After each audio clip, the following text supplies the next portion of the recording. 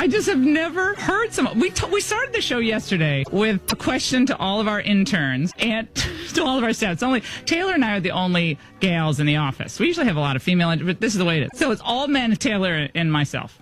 Okay, and I ask every man other than Mike, and I'm trying to discern what Mike's background is. Not that there's anything wrong with that. There's nothing wrong with it. But just the word embrace in and of itself was, well, it's just revealing. He wants to paint a picture for all of you who aren't into the daily machinations of politics or who's in, who's out. The more I thought about this and the more I read this higher loyalty book, it's really just a love story. This is my save. This will save me from having this public embrace with the president. I think it's time that Jim Comey just lets it all loose. Just let it all come out. I mean, you didn't really fully reveal yourself with George Stephanopoulos in 5 hours. Is he having his mail forwarded to Stephanopoulos' apartment in Manhattan at this point? I mean, there is no one on earth I'd want to interview for 5 hours other than no one living. I might want to interview George Washington. I might want to interview Lincoln or Teddy Roosevelt, FDR, go back and talk to Reagan for that. But who among the living do you really need 5 hours to interview? That's just a bad interviewer. I mean, I could make mincemeat of Jim Comey in like 11 minutes. I don't need 5 hours. You're listening to your healthy radio addiction, the Laura Ingraham Show. So don't you think Comey should really spell out his motivation beyond money and beyond kind of gotcha? I was fired and I'm going to get you, the disgruntled. He's just a disgruntled employee on the one hand. On the other hand, you do get the sense that this wasn't unrequited love. And that does drive people crazy when it's unrequited. He clearly knew Trump wasn't buying into his look, his stature, his experience. By golly, he's the kind of guy who can bring home the bacon and fry it up in a pan. Like the old Angelique commercial said. How long did it take to get down to business? I think it was probably during the salad before the shrimp scampi. A lot can happen between the salad and the I keep calling it scrimp shampy. The shrimp scampi. There's a lot of time there. The wait staff could be distracted. There could be a problem with the appetizer. You have to send it back. So think of all that time. And yet Jim Comey could not kind of seal the deal. When you're on a date, you can't seal the deal. He's not a good closer. Jim Comey. A lot of people saying that you put too many petty personal details in the book about President Trump, talking about his hair, his hand size, his speculation about the tanning goggles. Let's talk about yours, George. A lot of critics say that struck them as... It would be funny if you said, let's talk about your hand size. Sandbox with President Trump. Any regrets? No, my only regret is that those folks likely haven't read the book, because if you read the whole book, you'll see I'm trying to be an author and bring the readers with me into a room. And so I describe all kinds of people in great detail to try and create a vivid image for the reader. I'm not trying to make fun of President Trump. How could Jim Comey really have been focusing on what the president was saying or trying to do? Could be obstruction, possible, if he's taking in so many of the details. I mean, he has a lot on his plate at this point. He's the FBI director. And he's now able to discern that the curtain is the perfect shade of blue, that he remembers the shrimp scampi, he remembers the shading on Donald Trump's face, every detail. How do you actually do your job when you're filling your mind with all these extraneous details that really aren't supposed to matter when you're just the director of the FBI? I confess I stared at it pretty closely.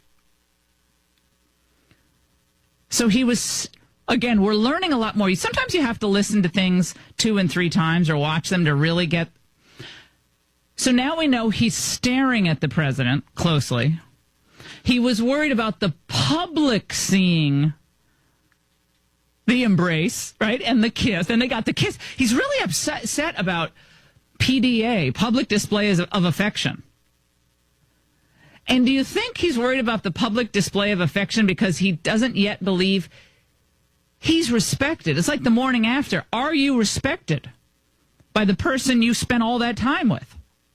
Our arms are tense, and he gets just far enough that I get something worse than a hug. Unfortunately, the cameras are on the left side of my face, so the whole world saw him kiss me. By the way, I didn't even realize it was a kiss until he told us. Did you realize it was an actual kiss, Mike, James? I just thought it was like an awkward kind of man hug or something. Yeah, it looked like their faces were side to side, like he brought him in close, but I didn't see a kiss. I would have never thought of it. So now he's giving us details that, frankly, no one wants to hear. We don't want to hear about any man brace or kiss from Donald Trump. Is man brace a word? I just came up with it. Embrace, man brace. 855-40-LAURA. I'm sorry, but I'm getting unending humor and entertainment out of watching Jim Comey. So was the sit down today, was it in studio or was this part of the never ending 5 hours they spent? So it was on tape? No, this was live on GMA this morning. It was live? In studio, yeah. Oh. So was there anything new in this? Thankfully, I missed it. My staff watches some of these things, so I don't have to. The president says not only should you have been fired, but that you leaked classified information, lied to Congress under oath. For both of those infractions, he says you should go to jail. Yeah, that is not normal. That is not okay. First of all, he's just making stuff up. But most importantly, the president of the United States is calling for the imprisonment of a private citizen, as he's done for a whole lot of people who criticize him. That is not acceptable in this country. I hope people read the book and see why the rule of law is such an important value in this country, and key to that is that the president doesn't get to decide who goes to jail. Well, first of all, when they were chanting "lock her up" about Hillary, you were trying to figure out a way to free Hillary. Okay? You were trying to make sure that Hillary would never be brought up on any charges for what she did with her emails, Jim. So the crowd was chanting "lock her up." Donald Trump said on stage, with Hillary Clinton, you should be in jail. Remember, that was one of the funniest debates. Do you remember that, James? I think it was the second debate. I think it was second or third. Trump just killed it. And people liked the fact that Trump was speaking truth to power. Hillary Clinton got away with what no ordinary run-of-the-mill citizen would have gotten away with. Certainly no one in the military would have gotten away with. We know that for a fact. It was clearly all this influence peddling going on through the Clinton Foundation, donations, appointments with Hillary Clinton. None of that. So you think about how Jim Comey goes on television and he says, that's not right. That doesn't happen in America. You know what doesn't happen in America is a former FBI chief who writes a book while the person you're focused on, you're clearly seething that he's president, is still in office. When Louis Freeh, FBI director, wrote his book, it was long after the president was gone, and he was obviously gone from the FBI, but it was a totally different deal. It was more of just a descriptive. But this is just clear, petty, priggish partisanship. The 3 Ps. Petty, priggy, priggish, partisanship. You look up the word prig in the dictionary, not the other word, prig. It's morally superior, condescending, supercilious, looking down on others I know he's literally looking down on others because he's 6'8".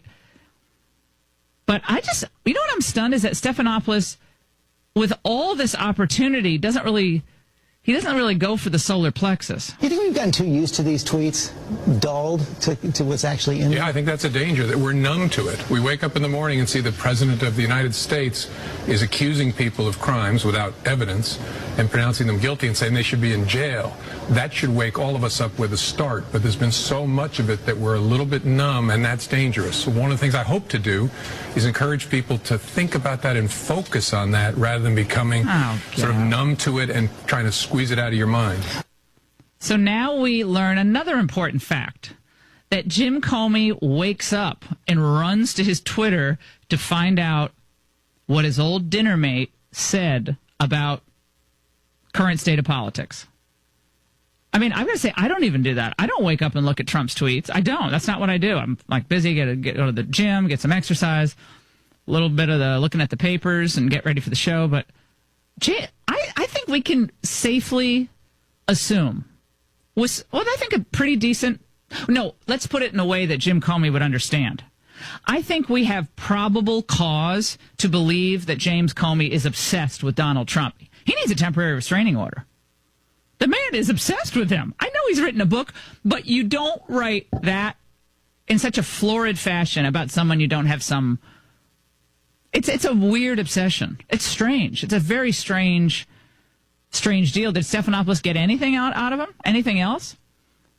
Well, so he talked about the leak, and, well, that's not important. Talked about, are people getting numb to these tweets? You know what I'd say? Objection leading, George. The president has pardoned Scooter Libby, who was an aide to Vice President Dick Cheney, who was convicted innocent of lying about leaks of information during the Bush administration. What was your reaction to the pardon? It's an attack on the rule of law. There's a reason President George W. Bush, for whom Scooter Libby worked, refused to pardon him after looking at all the facts in the case. It was an overwhelming case. There's no reason that's consistent with justice to pardon him. And so it's an attack on the rule of law, in my view. You're listening to your Healthy Radio Addiction, 855-40-LAURA.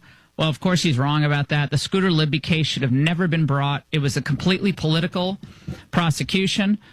We also had the true leaker of Valerie Plame's name ultimately revealed. It was Dick Armitage. It was not Scooter Libby, and all of this other nonsense, the huge fines he had to pay, the devastation of his family. One of the great guys. I mean, Scooter Libby I've known for 25 years. One of the true great guys. And I don't say that about many people. He is one of them.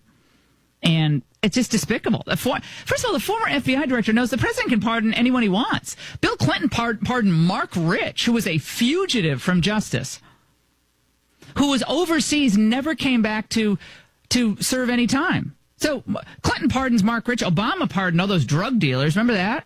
Drug people convicted of narcotics, all sorts of other people at the end of his 8 years in office. And annually, he pardoned a whole bunch of people. I guess we can go back and look at those, but it's an absolute power of the president. He can do it for whatever reason he wants. You know what I said? I say to Donald Trump, you should have pardoned Scooter Libby day one. And George Bush not pardoning him and just commuting a sentence was despicable. 855-40-LAURA. We'll get to more of this. The Jim Comey charade continues. And we blew it out on the ratings on Friday night. Big war missile night. Of course, the missiles were flying into Syria. And we just killed it. With our ratings at the Ingraham angle. Great team, great folks. We were the #1 show in cable news across all cable, in both the demo and the overall. We had like 4.67 million people in the overall watching on a Friday night. Incredible team, though. Thank you to all of you for watching and for listening to the show, supporting our advertisers who keep our show on the air, and making your voice heard to those who've decided, oh no, it's too hot for us. Oh, really? Okay. You look at other shows that you're advertising on, and you'll see polarizing. We actually invite other voices on the Ingraham angle and love having liberal people, independent voices. That's what we do. We do that pretty much every night, and I welcome it. It's not my fault if the Democrats are too afraid to come on. Don't go away. Well, this is what I will say to you, that Loretta Lynch, in her own way, if I had to put money on it, made it clear what she wanted. In her own way. She should, of course she should have recused herself. But duh. But she made it clear what she wanted. And I'm sorry, I will never, ever, ever believe that Bill Clinton just came up on that tarmac to talk to Loretta Lynch and to exchange recipes or talk about their grandkids. No. I don't believe Bill Clinton just jumped up to talk about grandkids. And again, we're all worried about appearances here. Loretta Lynch didn't stop Bill Clinton, didn't say, hey, but they're not going to look good for us to talk. And then she could have come out and said, actually, the former president approached me and I said wasn't a good time to talk. Then everyone really would have thought, wow, Loretta Lynch is really on the up and up here. But that's not how it went down. Hillsdale College, educating millions of Americans on freedom and the Constitution, economics, history, and all these other areas through their free online courses. Fantastic stuff.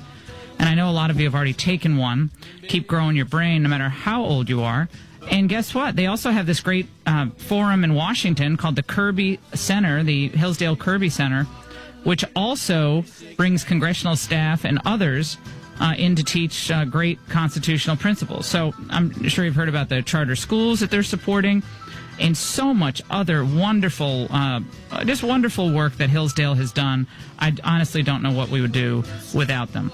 But we have to also remind you that they're putting this great effort out to give Constitution and Declaration of Independence like these pocket copies to every middle school and high school principal in the United States. They have a plan to give it to every student, because teaching the Constitution and the bedrock of American, the American founding is critical. Otherwise, people are just going to say, okay, yeah, take my First Amendment right, take that right away, Second Amendment right, doesn't really matter. Well, it does once you learn the Constitution.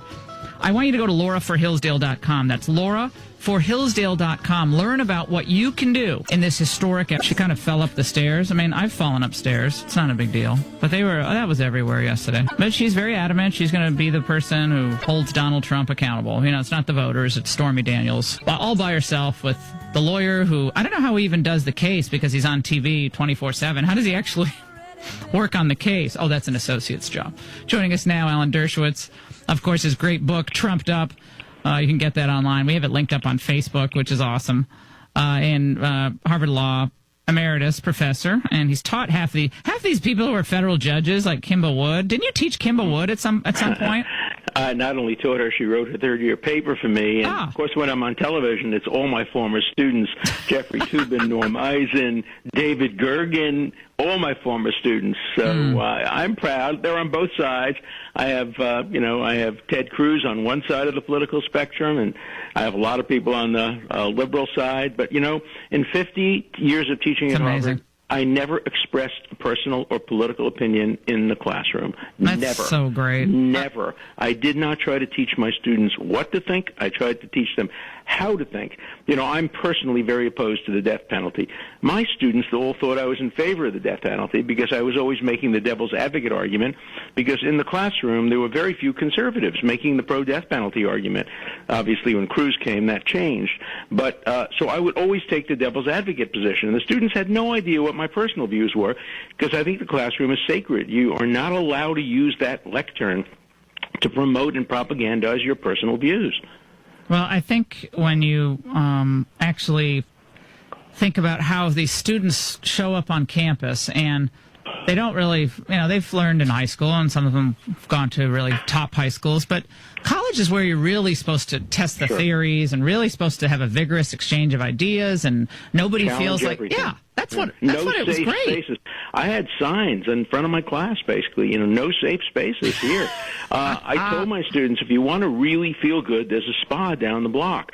But if you want to end up every class sweating and nervous and worried that all your most basic, cherished principles have been challenged, this is the class for you.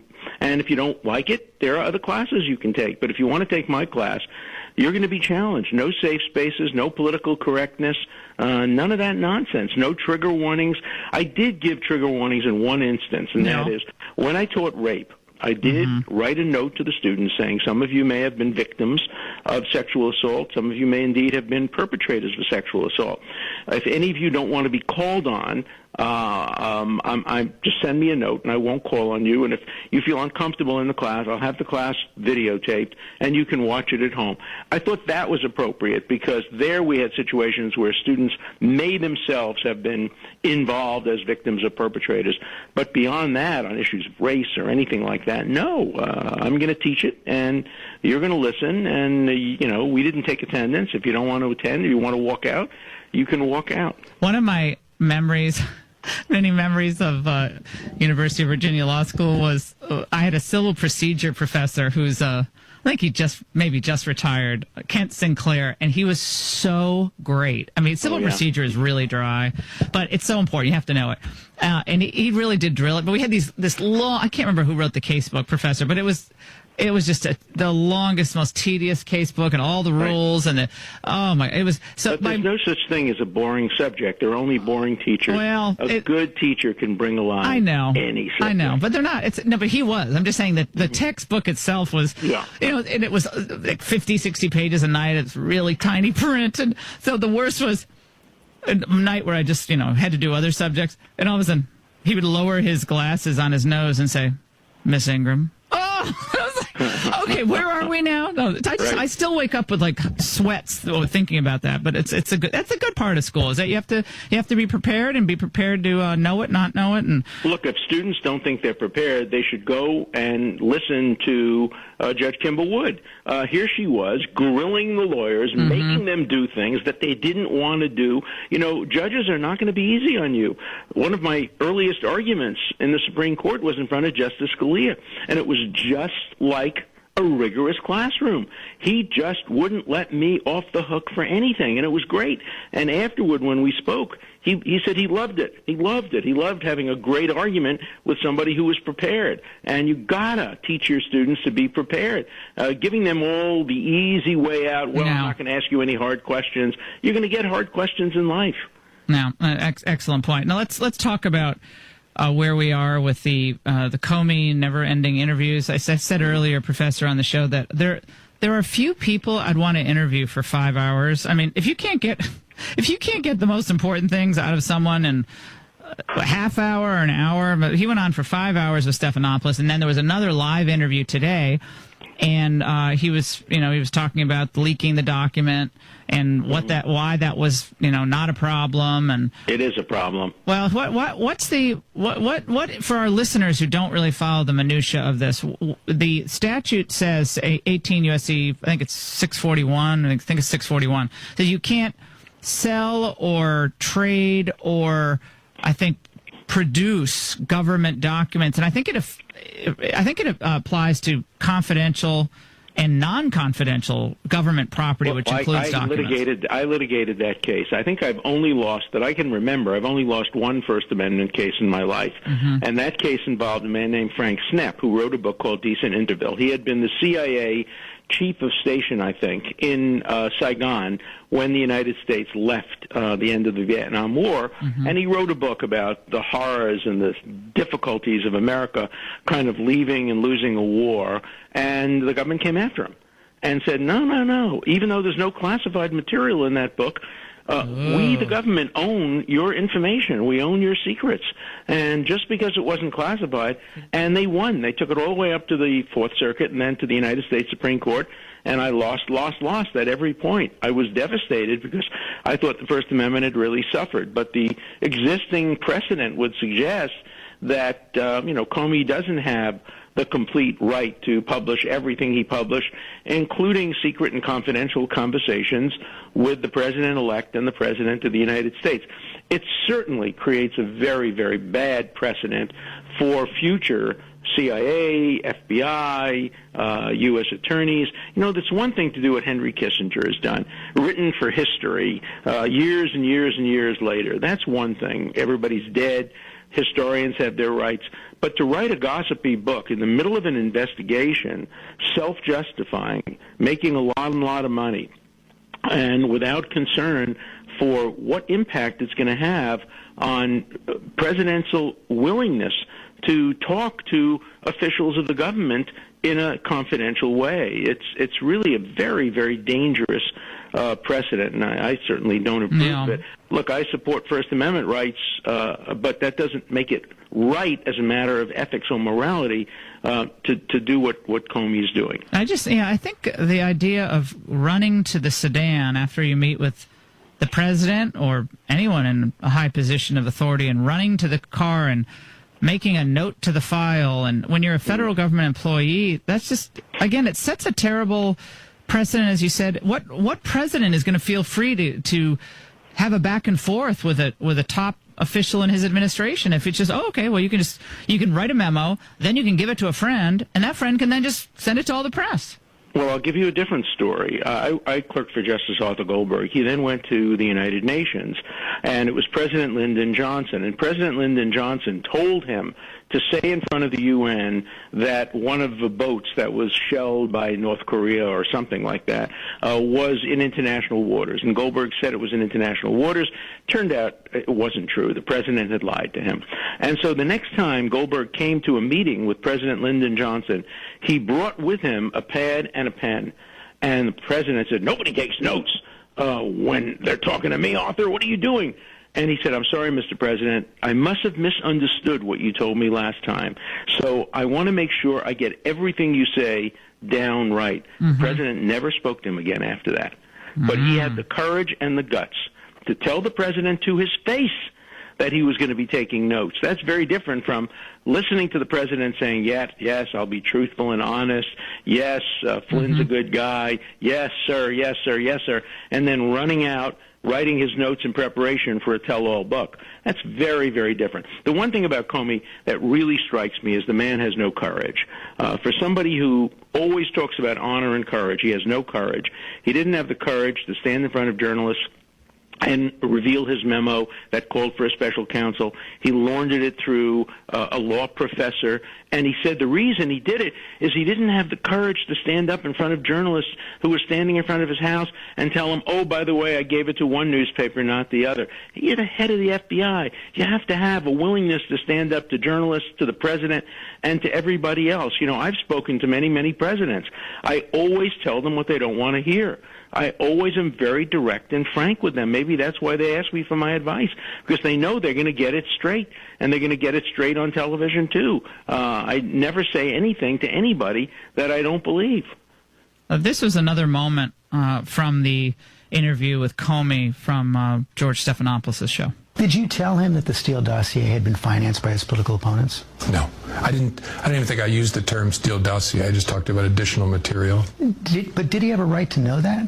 That had been financed by his political opponents? I don't know the answer to that. It wasn't necessary for my goal, which was to alert him that we had this information. What about that answer for his goal? Yeah, no, that's a terrible answer. Of course he had the right to know that. He had the right. The president should have been told, look, there's this dossier out there. We have no faith in it. It was paid for by your political opponents. It was done by an unreliable person. We have no evidence to confirm it, but we think you have a right to know it. We're using it as part of a FISA application. And in the FISA application, of course, we're going to tell the court that it comes from an unreliable source, that it was paid for by a political opponent, and then the FISA judges will have an opportunity to weigh its credibility and may not grant the FISA application. But, you know, they didn't do enough disclosure in the FISA application to allow a court to make a determination as to whether to lend credibility. And then you get a FISA warrant on an American citizen based on something which Comey now admits he has no idea whether it's true or false. He says, sitting here today in my interview with Stephanopoulos, I don't know whether it's true. I call it the leak, whether it's true that the president stood there watching somebody urinate in a hotel room, which seems preposterous on its face. Right. And to use that kind of material to get a FISA warrant should get every civil libertarian enraged, but not the ACLU. If you can show that a violation of civil liberties is going to hurt Donald Trump, the ACLU is not only going to not fail to object to it on civil liberties grounds, it's going to applaud it. They actually applauded and defended the raid on Cohen's office without even alerting the members of the Civil Liberties Union to the problems that could occur when you start getting class confidential material. No, it's just before we let you go, we're almost out of time. The New York Times, Ben Weiser today is writing that the prosecution team in the Southern District of New York is a bigger threat to the Trump presidency than Mueller. Do you agree? I've always agreed. I said that 2 months ago. I don't think he has much to worry about in terms of Mueller, because everything he did was constitutionally protected. It was under his authority as President of the United States, Article 2. His greatest vulnerability, just like Bill Clinton's greatest vulnerability, was what he may be accused of doing, whether he did it or not, before he became president. In his business activities, in his alleged relationship with women. I hope he doesn't make the same mistake. I'm sure he won't make the same mistake that Bill Clinton made, and that is testify about his personal life. No. That's where he could get into real trouble. Professor, she said, he said, and of course you can get indicted for perjury. You can get indicted for perjury for telling the truth if somebody tells a different truth. Well, Professor Dershowitz, always great to have you on. Thanks so much, and love to hear about your stories from the classroom as well, which is most fun. Lecture room, whatever we call it, at Harvard. We'll take a break. Don't go away. We have Bob Mueller's spokesperson warning that many news stories on the Trump-Russia probe are wrong. Well, Trump does call it fake news. Yeah, they put out this warning. Statement from a spokesperson did not single out particular stories, but the warning did come after media inquiries about a McClatchy news story on Friday that Mueller has evidence that the president's personal attorney, Michael Cohen, did in fact travel to Prague in 2016 as alleged by the Christopher Steele dossier. Michael Cohen said repeatedly he has never been to Prague in his life. So I think that's clearly what they're talking about. And that's in reference to how the dossier was put.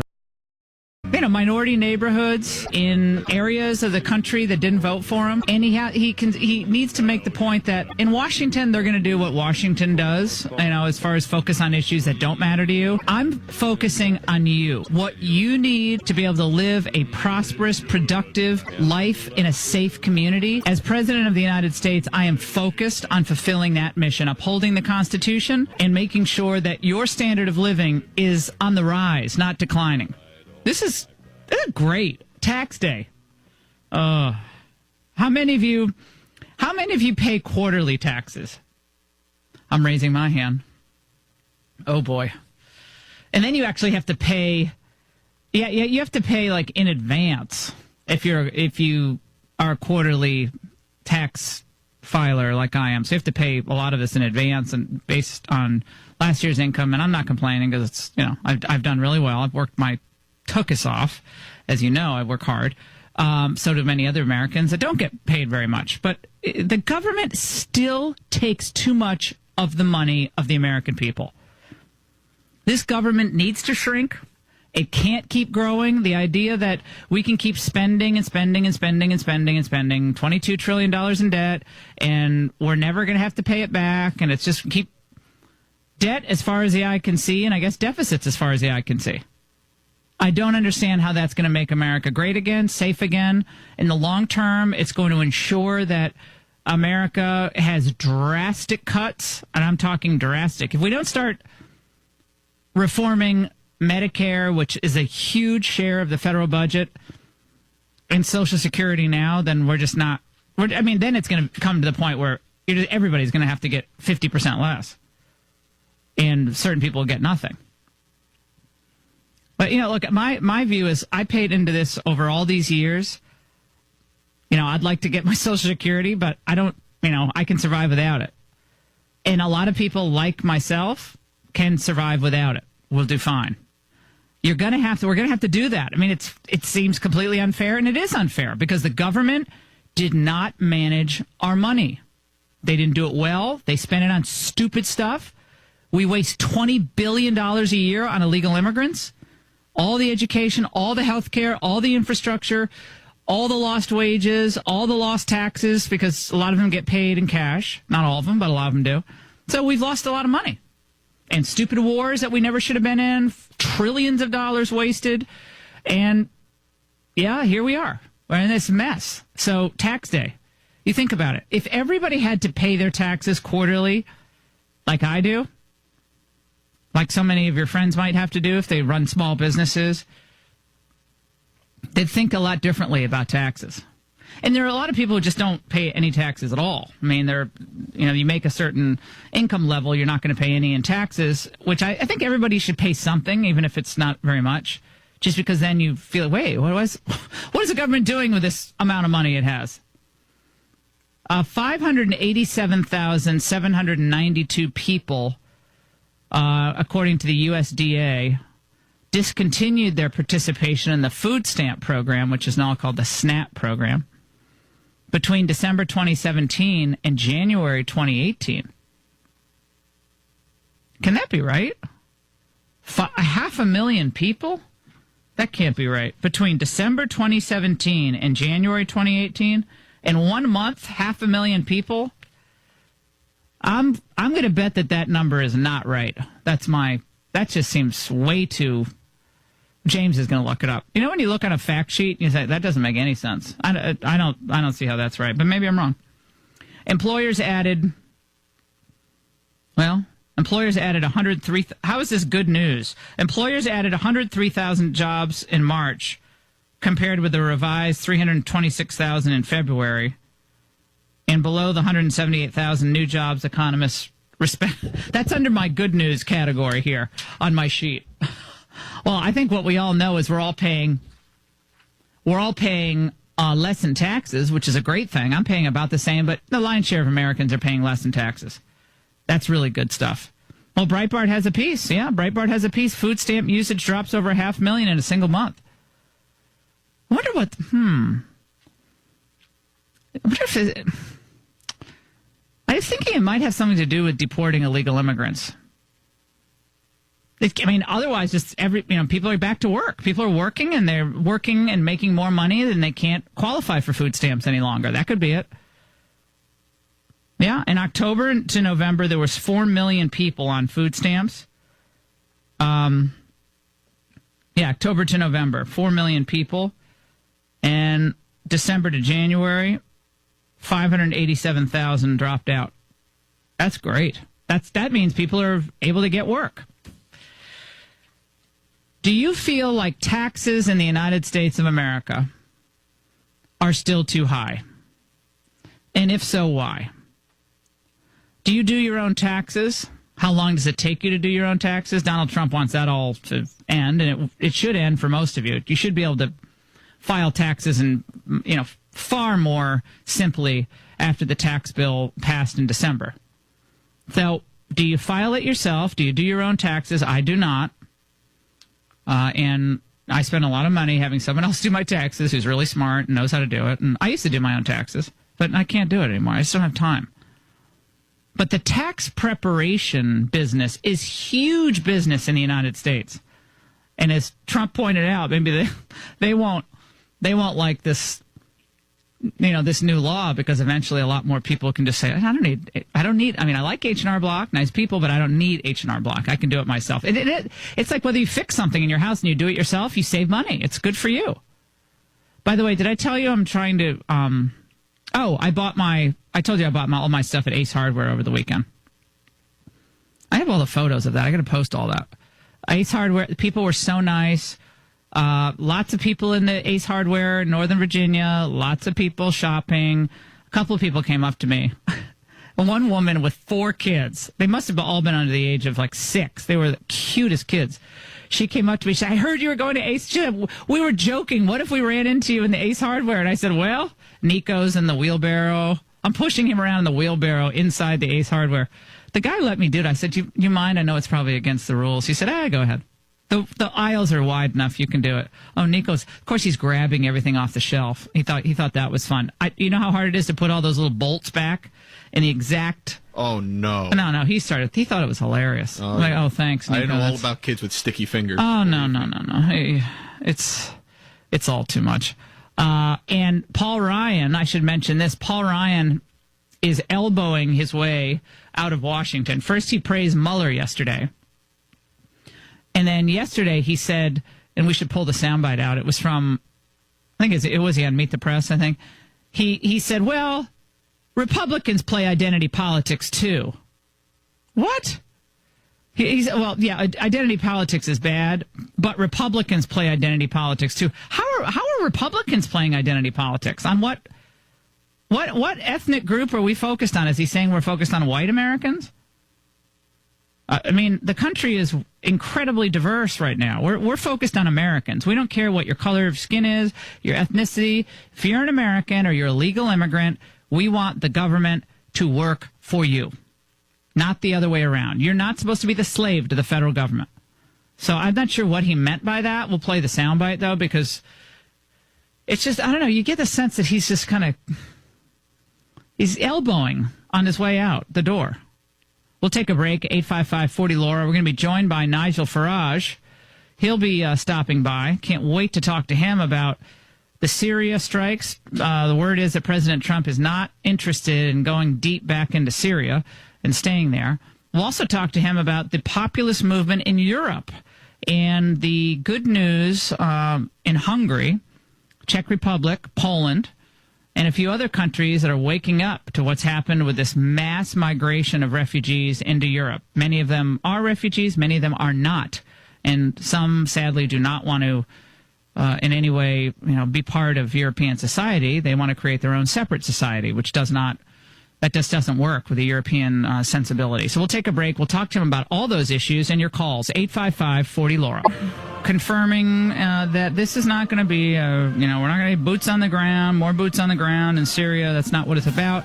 It's about doing the moral thing, the moral duty to destroy chemical weapons. And in the hands of the Syrian dictator, we must take this action.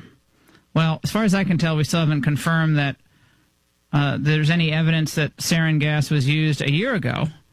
And now we are still, I don't know if we have all the evidence. We put out the evidence that Assad did this, but there are a lot of people who are concerned about it. And joining us now is Nigel Farage, British politician, broadcaster, political analyst, who is leader of the UK Independence Party, and he joins us now. Nigel, how are you? Great to talk to you. I'm very well, but like you, I'm really very concerned about this. When will we learn? Because every single time we take action in the Middle East over the course of the last 15 years, do you know what? There's always a good reason, isn't there? Saddam Hussein has weapons of mass destruction, therefore we have to intervene. It's the moral thing to do. Well, look where that got us. Gaddafi's a really bad man, so let's get rid of him in Libya, and we do it, thinking morally we've done the right thing, and all we actually did was to open the door for an organization called ISIS. So what are we doing this time? We're telling ourselves that Assad has used chemical weapons, and therefore, if we have this isolated strike, it will stop him from ever using them again. Well, hey, hang on a second. We did this last April, didn't we? Last April, America, on their own, put about 60 cruise missiles into targets, and a year later, we're having to do the same thing. Nobody has provided a shred of evidence that Assad indeed was guilty for this. We know that ISIS have chemical weapons. In fact, we have documentation to show they've used it 52 times. And my real problem with this, Laura, is if you don't have a proper strategy, a proper plan, you get blown around by events. 2 weeks ago, Trump was saying all Americans involved in Syria will be withdrawn. Suddenly, we're involved in missile strikes with Britain and France getting involved as well. And what if, given that we've now said, locked and loaded, we're ready to go again, what if ISIS, now if I was ISIS now, losing this civil war against Assad, I would make damn sure that there was a chlorine gas attack in a civilian area over the course of the next couple of weeks, knowing that Britain, France and America would intervene again. I think we're acting, virtue signaling has become virtue bombing, and there's no proper plan, and I don't like it. Well, I think that, again, when you see the rise of the populists and the nationalists in some parts of Europe, and we're talking about the Hungarian election, where now we find out that Orban's party now has a 2/3 majority in the Hungarian parliament, meaning the nationalists are in charge there. They're not going to go down the road there of open borders and endless wars, and they don't want that. They want their culture preserved, and they want their people safe. And Orban has been rewarded handsomely in terms of the election and power. Does this portend more things like this across Europe? I know UK Independence Party had its ups and downs, but that was a stunning election result. It certainly was, and today I've been with Emmanuel Macron, would you believe? Now, Macron, who of course is the high priest in the temple of globalism, the man that they all look up to, and in fact he was, since the British referendum, he has been the one big victory that the pro-EU side have had. And I, today spoke with him, had a drink with him, and talked to him, and he now talks about sovereignty and democracy and government being exercised at a European, at an EU level. And I said to him, well, that's all well and good, but you can't have that without it taking away from the individual nation states. And I think if we look back at this period of the last 2 or 3 years, what was Brexit about? Brexit was about the nation state saying, we want to govern ourselves democratically, We don't want European bureaucrats telling us what to do. What was Trump about? Trump was about patriotism. It was about America not signing up to the globalist order. It was in many ways a similar phenomenon. And I think that what you saw in Hungary, but equally, just think about the Italian elections. 60% of the under-30s voted for anti-establishment parties that wanted Brussels to have less power. So I genuinely believe, in my heart I believe, that 2016 was one of the great watersheds. It was the moment the nation-state began to make the comeback as the building block to which we want to belong, to which we'll pay our taxes, and an extremist to which we'll, make sacrifices to defend. And I think the Macrons, I think the Hillary Clintons, I think the globalists are very much on the back foot. I agree. They're struggling.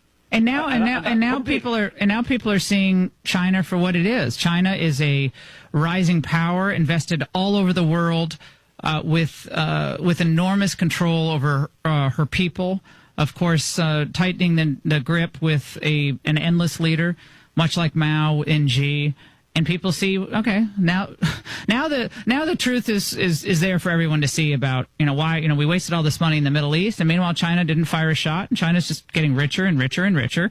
They have problems, but they're getting richer. And meanwhile, Paul Ryan today, Nigel, we're almost out of time, but Paul Ryan today is praising the fact that Trump is sanctioning Russia, and we're far more hawkish and realistic toward Russia.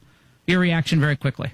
Well, I mean, look, I actually think that the European Union's policy of eastward expansion, added to which was the promise perhaps of NATO membership as well for the Ukraine, we were basically encroaching upon Russia's territory. Russia have always been a pretty paranoid nation, and it was that huge strategic error that was made by Europe with Americans. All right. You know by now that the Equifax breach was one of the worst breaches of financial information in history. And sadly, it seems as if it was just the beginning, because now we have to face pretty much a breach a week situation. Facebook said it was 50 million people. Then it suddenly became 87 million people. Oh, my goodness. Even Panera Bread, Delta, recently announced breaches. So if you use social media, credit cards, online, or in stores, then you're vulnerable. That's just how it is. I wonder how many other breaches there are that we don't even know about. You can't wait around, my friends, to see what happens. No, that doesn't work. You've got to become a member like I did of myidcare.com. Okay, now they fight against 9 different types of ID theft, and they do a great job. I've just refused to leave my personal and financial information vulnerable, so I'm covered. For less than $10 a month, My ID Care covers you for, most types of the key identity theft that's out there today. And I have some great news for you. You get 100% identity recovery guarantee if you do fall victim, or you get your money back. So you can't find this level of protection anywhere else. 15% off now if you, wow, this is good. If you go to myidcare.com/Laura and then use the promo code Laura. That's myidcare.com/Laura, promo code Laura. You're listening to the Laura Ingraham Show. In just a few moments, we're going to talk to White House Economic Advisor Larry Kudlow. Can't wait to talk to him. Tim in Michigan joining us on line 3. Tim, welcome. Hi, Laura. Thank you. I'm just a humble chimney sweep, self-employed, single-man operation that is no employees. Truck with the average, simple, humble chimney sweep tools. I shoveled out $11,950 in estimated payments last year. That wasn't enough. They need another 1,500 pounds of flesh, and then my estate will go up to $450 next year, and estimated, and my Fed estimated payment will be $2,800 a quarter. I get a call talking about investing in retirement. Want to look at my portfolio? I tell them to call the federal government. They've got my portfolio. I got nothing for retirement. That is just... but I don't understand. So if you don't mind me asking, give me the ballpark of what you make. You're a small businessman, so what do you make generally per year? About 50 net. Okay, 50 net. So your overall tax payment on $50,000. So let's say you make your gross salary is what? Because that determines your gross salary, like 65. Yeah, a little over that. Yep. A little over that. So you pay $11,000 in taxes. That's about 18%, right? Am I getting that? You pay about an 18%. Yeah. Well, I'd love to pay 18%. I pay a lot more than that. But look, I'm for a flat tax. I'm for a flat tax. I think this whole IRS is a joke. I think you could really make an argument that it's not constitutional. But, Trump is the best we have right now, and I think most people should be seeing a tax decrease. You should be seeing, I think, a decrease in your taxes. I'm not sure why you're not seeing that in your paycheck. Are you talking just federal or federal and state? Well, my federal was $11,950. Plus, again, the $1,500 that I have to pay because it wasn't enough. Well, you know what? I think the reason, and I'm putting my old tax law cap on, I think the reason you paid more is because you made more, which is good. You made more money last year, correct? Yeah, but I'm over 60. I want to retire, and I can't. I got to keep paying more every year. Yeah, you got to keep. It's keep like going. A treadmill. No, it's ridiculous. And let's not forget there was a $6,000 self-employment tax, which they kindly cut in half and say, well, we'll give you a break on that, and it's only $3,600. But let's not forget the reason they're giving me a break, because it's double taxation, and they know it. No, I have a chimney question for you. I know that seems odd. Oh, sure. I have a chimney question, okay? So all right. I have this house I built, okay? And it was a nightmare from beginning to end. But I won't get into all those details. I'll never do another house build. But, okay, should a chimney, if you have a gas fireplace on your second floor and it rains, should it sound like someone is doing, like Fred Astaire is doing a tap dance on a tin roof right above your bed? Coming, and you clearly can hear it pounding on the chimney. I don't know, what is that? And my builder's like, oh no, that's just because the roof is close to the fireplace. That doesn't make any sense to me. Well, that's probably right. The thing on top of the chimney is known as a chase cover, and it's metal. Yeah. And so, what you'd really enjoy is a woodpecker getting up there. Oh no! I've had those calls. Oh yeah. Wait, a woodpecker gets in there either. But is there any way to fix the on top of there, and it just starts hammering away at the thing, and you can't molest them. It's against law. Well, why would a woodpecker go up on something that's metal? That doesn't make any sense. I don't know. You have to ask him. I've had the calls though. But anyway. But is there any way to fix that? Put a metal lid. It's possible to have a company come out and insulate underneath it. Mm-hmm. It's so loud. It's just a sheet of metal over. I can't tell you. It is, and then when it's the wind is blowing, it sounds like it's a Hurricane Katrina in my bedroom. It's like, whoosh, and it's coming from the chimney. That's weird, isn't it? You have to have a little crack for the gas, because I have a gas fireplace. You have to have a little crack so the fumes go up. But it sounds like a wind tunnel.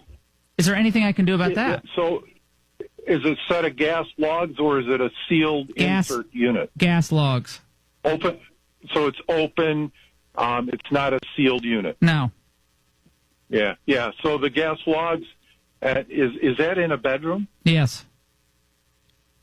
I never recommend having gas logs installed in a bedroom. If the wind blows down, you could be killed with carbon monoxide poisoning. That's what he said. He made that point to me. Yeah. He said you have to have an opening so the gas can go up. Maybe I should just turn this whole thing off. I'm just going to turn it off. Have a sealed unit installed, an insert. That's going to look cheesy. They burn it 90% efficient. You can get a remote and a fan kit with it, and you never have to worry I have a remote. About any infiltration.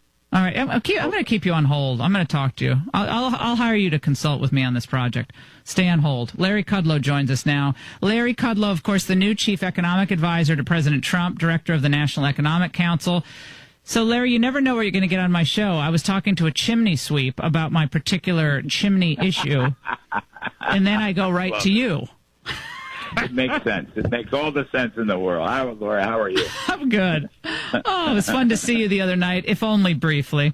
And we had a great dinner for Larry, welcoming him to Washington. And it was supposed to be an intimate gathering, and then suddenly there were like 40 people there. It seemed like that. It was good crowd. You were great to come. No, it was awesome. So, Larry, tax day. And a lot of people are still calling in saying they pay too much in taxes, including our chimney sweep just there. And yet 46% of Americans pay nothing in federal income tax. Why is that? Well, probably the short answer is too many loopholes, too many credits, too many ways to dodge it. Mind you, as you know, everybody pays the payroll tax. Everybody pays the payroll tax. That's Social Security and Medicare, correct? Right, right. We probably still need more reforms. But, you know, I saw a Gallup poll this morning that said 45% of Americans think they pay too much in taxes. But that's the lowest number, apparently, since the early 60s, since the Kennedy tax cuts. So I'm just wondering, you know, hopefully the tax cuts that were enacted, Trump's tax cuts, have, you know, helps people. Right? They're saying, all right, we're not paying as much as we used to, so they're not complaining as much. I hope that's right. I think the evidence is good on the economy, Laura. I think it's doing very well. Everybody wants to beat up on Trump for one thing or another, but I think he's forged a good economy, and I think tax cuts are a part of that. Well, and I think, again, the more that he gets on the road and shares the good news with people and just explains why it's so important for this behemoth of a taxing entity needs to be shrunk, I think the better off he'll be, better off the country will be. You can short circuit some of these left wing activists and groups that just want to keep people upset and angry. But I love it when he's on the road. I really do. I think he's great in front of a crowd on a factory floor in a minority neighborhood, talking to them about small business and entrepreneurship. I hope we see more of that. He was great yesterday. We were in Hialeah, Florida, and he had one of these roundtables with local business people in front of a very large and enthusiastic crowd, and he was good. And he got the message out: tax cuts, growth, deregulation, more economic freedom. And the economy is responding. These are people who, were very grateful, particularly business people, particularly small business people. I mean, I watched the whole thing. I actually participated a wee bit, but he was great. And he did one in the Rose Garden the other day that was really good. And he did one in West Virginia last week or 2 weeks ago. Mm-hmm. So I agree with you. He's great in these settings. And it's important that we all message the better economy, the lower tax rates, the fewer regulations, all that stuff. It's important we message that. So I agree. And he's good at it. He's very relaxed, and he's very good at it. I think the most powerful thing, and the Democrats do still a better job than Republicans of this, is telling the human story. Because facts and figures, and you're a facts and figures guy, but you're also a really good storyteller, and you and I both saw this in the Reagan administration. Narratives that are personal, and the Democrats will always say it's the mother of three about to be deported. Here she is. Look at her. She's and it's this. It's a real sob story. But for Republicans, it has to be single mother, 2 people, started her own business. This is where she was 3 years ago. This is where she is now. It's only up from here. She's here to say a few words. I think the storytelling of the Republican Party needs to improve, and it needs to improve fast before these midterm election cycles, because otherwise the story is going to be written for them. Well, I agree. I mean, that's what he's doing. He's actually getting the individuals to tell their own story, yep, which I think is terrific. And it just, it messages, you're right, it messages in a very personal way that things are getting better, okay? And they appreciate the lower taxes on tax day and so forth. So you're right. I'm a storyteller. I love to tell stories. Mm-hmm. When I was looking at a Senate race in Connecticut a couple of years ago, I had these great stories. People would collect them for me. A black lady in Bridgeport who wanted to start a hairdressing operation in her living room, but the regulations were too expensive, and so the state stopped her from doing that. Or a young woman in the Naugatuck Valley, which used to be a great manufacturing hub, but no longer is, and she's out of college and she wants to start her business. Again, she runs up against regulations and taxes, and how we need to keep her in the state. So that kind of stuff works. You're absolutely right. I like what the president's doing here. He's becoming more aggressive to tell this whole successful economic story. We're talking to Larry Kudlow here on the Laura Ingraham Show. Larry, give us the latest on our back and forth with China. I have been a huge supporter of the president's efforts on trade. His team, Bob Lighthizer, Wilbur Ross, and now you're added to the mix. I know you're not a big fan of what's happening with some of the tariffs, or at least long term, but it seems that China at least is in the mood to be more amenable to reforming its ways. Well, I think the president really is the first guy in 20 years with the backbone to go after China. And this is where I fully agree with him. The big issue is they're stealing our technology, our advanced technology. And they're stealing it in China. They're trying to steal it here in the States. And so the president has been very clear, unless this thing is worked out, tariffs are on the table, okay? And we are going to pull back on investments, Chinese investments in the United States, unless they, make some good decisions. Now, President Xi, President for Life Xi, wrote a pretty good speech, gave a pretty good speech, more reconciliation than attack. And the President Trump responded to that in an important tweet. So now we'll see how this conversation goes. I mean, look, everything's on the table. The tariffs are on the table, and the negotiations are on the table. So nothing has been implemented yet, but they know that we are serious, and I approve of that. I mean, one of the reasons that I'm working with him now is I think he's completely right on China, Laura. So, let's see if they will negotiate. If not, the president intends to take action. Larry Kudlow, are you having fun? You've been on the job for a couple weeks. You look younger. I told Raymond Arroyo, I'm like, gosh, Larry looks younger than he looked a couple of years ago. I don't know. You must be using my special cream that I use, my Genucell. I don't know what the hell you're doing. You look great. Thank you. Genucell, by the way, was an advertiser on my radio. I actually use it. First of all, I use it. It's fantastic. I use it in the morning and night. I don't advertise stuff I don't use. I use it. Love it. Well, you look spectacular at dinner the other night. Well, it's Genucell. You always do. Genucell. But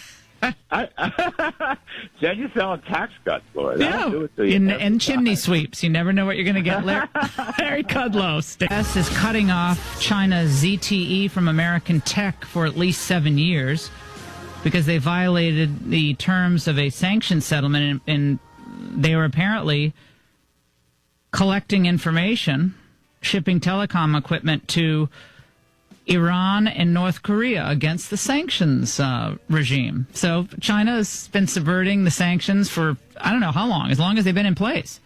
And now they're being penalized, finally. Good for Trump.